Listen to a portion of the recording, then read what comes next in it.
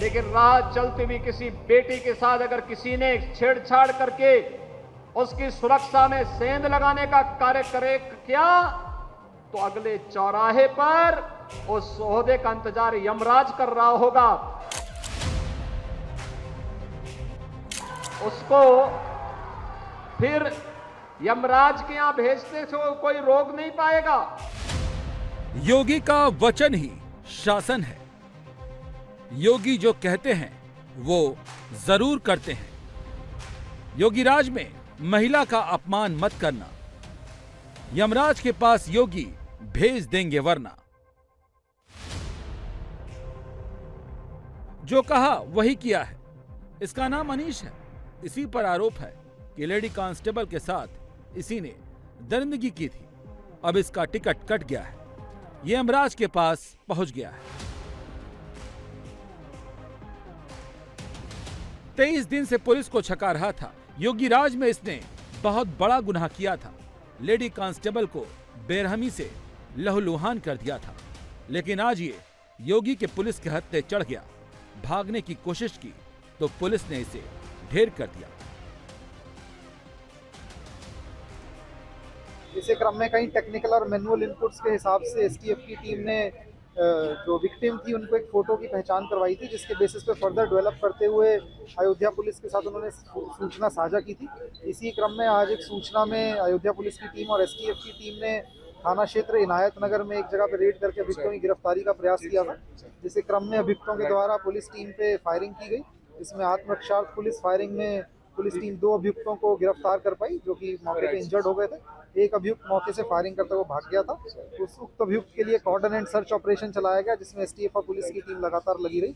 उस उक्त अभियुक्त को थानापुरा के लंदर क्षेत्र में दोबारा पुलिस के द्वारा चिन्हित किया गया। उसको आत्मसमर्पण के लिए कहा गया, जिसके क्रम में उसके द्वारा पुलिस के ऊपर फायरिंग की गई। इसके उसमें आत्मरक्षार्थ पुलिस के द्वारा फायरिंग में उक्त अभियुक्त को गोली लगी थी, जिनको इलाज के लिए तत्काल जिला अस्पताल लाया गया। जिला अस्पताल इलाज के दौरान एक अभियुक्त अनीश खान सन ऑफ रियाज खान रहने वाला जो हैदरगंज थाना क्षेत्र का है, उसकी मृत्यु हो गई है।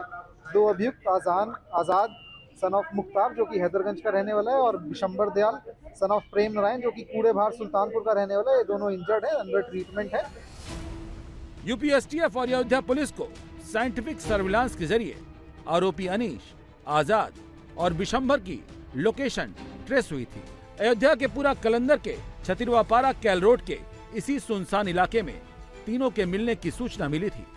पुलिस ने जब इन्हें ललकारा तो अधूरे नंबर प्लेट वाली बाइक से ये भागने लगे और पुलिस पर फायरिंग शुरू कर दी, जिसमें आरोपी आजाद और बिशंबर के पैर में गोली लगी, जबकि जवाबी कार्रवाई में मुख्य आरोपी अनीस मारा गया।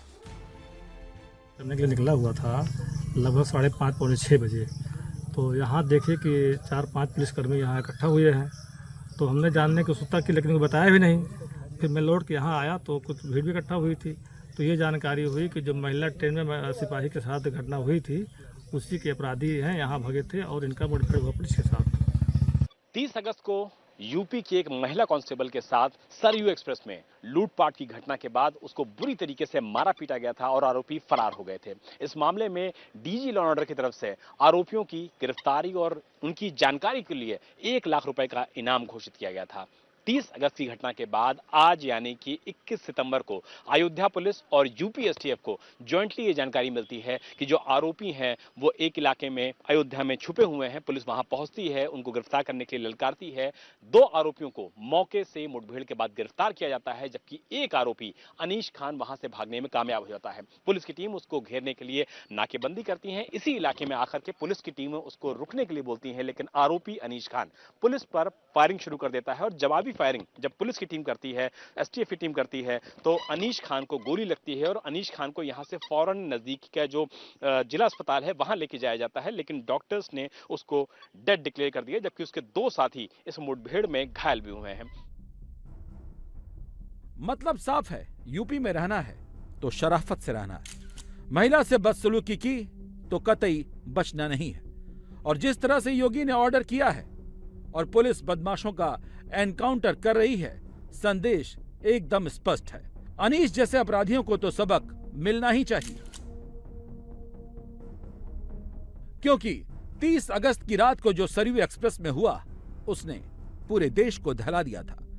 लेडी कांस्टेबल के साथ दरिंदगी हुई थी। मामला इतना गंभीर था कि खुद हाईकोर्ट ने इसे संज्ञान में लेकर यूपी पुलिस को आदेश दिया था। उस योगीराज के लिए ये बात बेहद चिंताजनक थी, जिसकी लॉ एंड ऑर्डर सबसे बड़ी यूएसपी है। प्रयागराज से अयोध्या जाने वाली सरयू एक्सप्रेस में 30 अगस्त की रात लेडी कांस्टेबल अकेले सफर कर रही थी। अनीश, आजाद और विशंभर पेशे से चोर थे, ट्रेनों में चोरी करते हैं।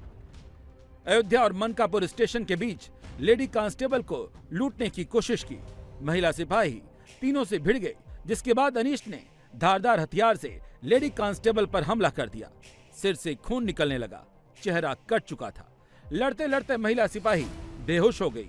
जब ट्रेन सुबह 3:40 पर अयोध्या पहुंची, फिर इस दरिंदगी का पता चला।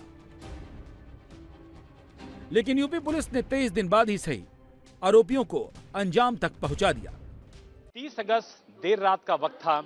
महिला हेड कांस्टेबल ट्रेन में अयोध्या से आगे का सफर आगे बढ़ रहा था। ट्रेन जैसे ही आउटर के करीब पहुंचती है, तीनों आरोपी महिला हेड कांस्टेबल का बैग सरयू एक्सप्रेस में, जो कि इसी प्लेटफॉर्म पे थी, इसी प्लेटफॉर्म पे वो बाकायदा बैग को लेके भागने की कोशिश करते हैं और इसी दौरान महिला हेड कांस्टेबल जग जाती हैं। महिला हेड कांस्टेबल विरोध करती हैं, आरोपियों को पकड़ने की कोशिश करते हैं और इसी दौरान आरोपी महिला हेड कांस्टेबल पर बुरी तरीके से न सिर्फ हमला करते हैं, बल्कि जो हाथों में चाकू मौजूद था जिससे वो चोरी करते थे, लोगों का बैग काट लेते थे, रस्सी काट लेते थे, उससे बाकायदा वो हमला शुरू कर देते हैं। तीनों अपराधियों का आपराधिक इतिहास भी रहा है। अनीश के ऊपर 6 मुकदमे, आजाद के ऊपर 12 मुकदमे तथा विशंभर के ऊपर 3 मुकदमे दर्ज हैं। ये लोग ट्रेन में भी अपराध करते थे तथा इन्होंने लूटपाट के दौरान जो पूछताछ हुई है उसके हिसाब से महिला हेड कांस्टेबल को अकेला देख के अपने 2 साथियों के साथ उस पर हमला किया, जिसके दौरान महिला हेड कांस्टेबल को चोट पहुंची थी और इन लोगों ने अयोध्या स्टेशन पहुंचने के पूर्व ही ट्रेन धीमी हुई थी। इन्होंने बताया कि किसी ने संभवतः चेन पुलिंग की थी। चेन पुलिंग के कारण ये उतर के चले गए थे। इसके दौरान इस पूरी विवेचना और सफल अनावरण हेतु जो टीमें लगी थी, उनके द्वारा एकत्रित किए गए साक्ष्यों के आधार पर यह स्पष्ट हो गया था कि जो चीज़ें इन्होंने पकड़े जाने के बाद बताई हैं, उनका मूवमेंट उसी तरीके से हुआ है। इस प्रकार एक चुनौतीपूर्ण घटना का सफल अनावरण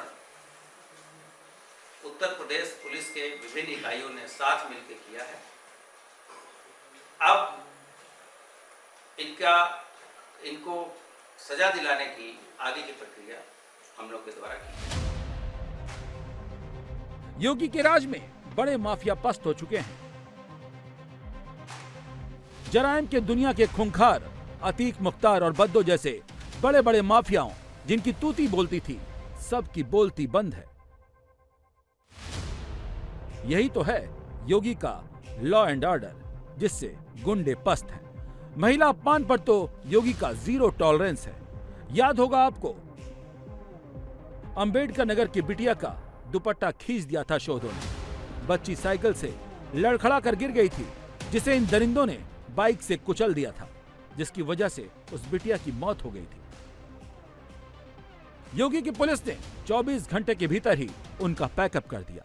इन्हें जान से तो नहीं मारा, लेकिन जिंदगी भर का सबक जरूर दे दिया। योगी का यही तो शासन है, गुंडे बदमाशों का सर्वनाश करना है। पिछले 3 दिनों से एनकाउंटर की यह तीसरी वारदात है।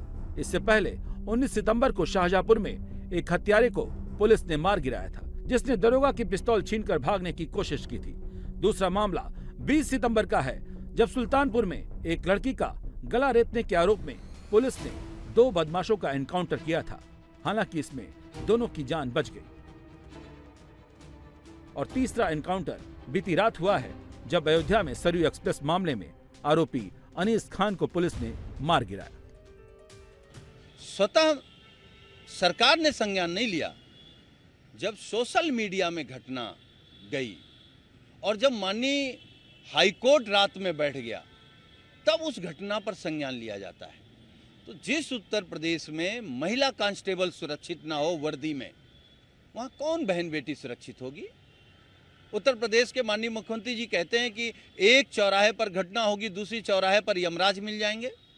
7 सालों पर हर चौराहे पर यमराज खड़ा कर दिया और हर चौराहे पर बहन बेटियों के साथ बदसलूकी हो रही है, उनके साथ बलात्कार हो रहे हैं, उनके साथ छेड़खानी हो रही है। क्या कर रहा है आपका यमराज?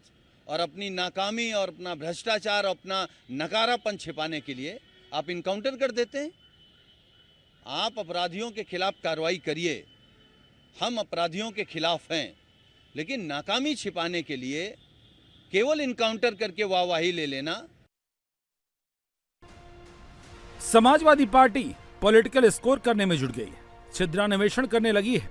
जिस योगी स्टाइल से समाजवादी पार्टी को दिक्कत दिख रही है, उसी स्टाइल को ही लोगों ने पसंद किया है और दोबारा योगी जीत कर आए हैं। और लॉ एंड ऑर्डर ही है जिसकी वजह से समाजवादी पार्टी को लोगों ने नकार दिया। वैसे योगी स्टाइल पर पॉलिटिकल नैरेटिव कुछ भी बना सकते हैं, लेकिन बात तो पब्लिक की है। पब्लिक क्या कहती है, सुन लेते हैं। जी ने कहा था कि जो भी महिलाओं के साथ गलत काम करेगा, बहू बेटियों पर गलत नजर रखेगा, उसको यमराज के पास जाना पड़ेगा। बिल्कुल सही है, एकदम। आप लोग पुलिस की कार्रवाई से संतुष्ट हैं, खुश हैं? एकदम ठीक है। किया गया, बिल्कुल ठीक किया गया। और क्या, ठीक ही किया गया। ऐसे लोगों के साथ तो ऐसा होना चाहिए, चाहे वो लेडीज हो, जेंट्स हो, कोई भी हो। अगर उसके साथ गलत हो रहा तो उनके साथ भी होना चाहिए। हेड कांस्टेबल के साथ जिस तरीके से मारपीट की गई, घायल किया गया, आज एक आरोपी का एनकाउंटर हुआ है। योगी सरकार ने उसको ढेर कर दिया है। जी बहुत अच्छा किया, ऐसा होना भी चाहिए। अगर ऐसा होता है तो आगे किसी करने की उसकी हिम्मत नहीं बढ़ेगी। और योगी ने बहुत अच्छा काम किया सर, और जो पुलिस वालों का काम है वो भी बहुत अच्छा है। तो लड़कियों के साथ छेड़छाड़ करें, उनके साथ हमेशा ऐसा ही होना चाहिए। योगी जी के लिए क्या कहना चाहेंगे? उन्होंने कहा था कि जो महिलाओं बेटियों के साथ छेड़छाड़ करेगा वो यमराज के पास जाएगा। जी बहुत अच्छा कहा, हम योगी सरकार से बहुत खुश हैं। जी अपने आप को सुरक्षित और अच्छे से महसूस करती हैं सिक्योरिटी के हिसाब से? जी जब से योगी सरकार आई है तब से हम अपने आप को बहुत सुरक्षित समझते हैं। हम लोग अकेले आने जाने लगे हैं और हमारे घर भी घर वालों को भी चिंता नहीं रहती है। वो कहते हैं अब नहीं, अब कोई ऐसी वैसी बात नहीं, आप जा सकते हो। और हम अपना वर्क भी कर रहे हैं बढ़िया से, और अब हमें कोई परेशानी नहीं होती। तो लगता है कि आपके साथ अगर मान लीजिए कोई मोबाइल छीनने की कोशिश करेगा तो पुलिस उसका काम करेगी? जी जी बिल्कुल। मेरा एक बार मोबाइल चोरी भी हुआ था, फिर पुलिस वालों ने लाके भी दिया था। पहले डर लगता था मगर अब नहीं डर लगता है, बढ़िया।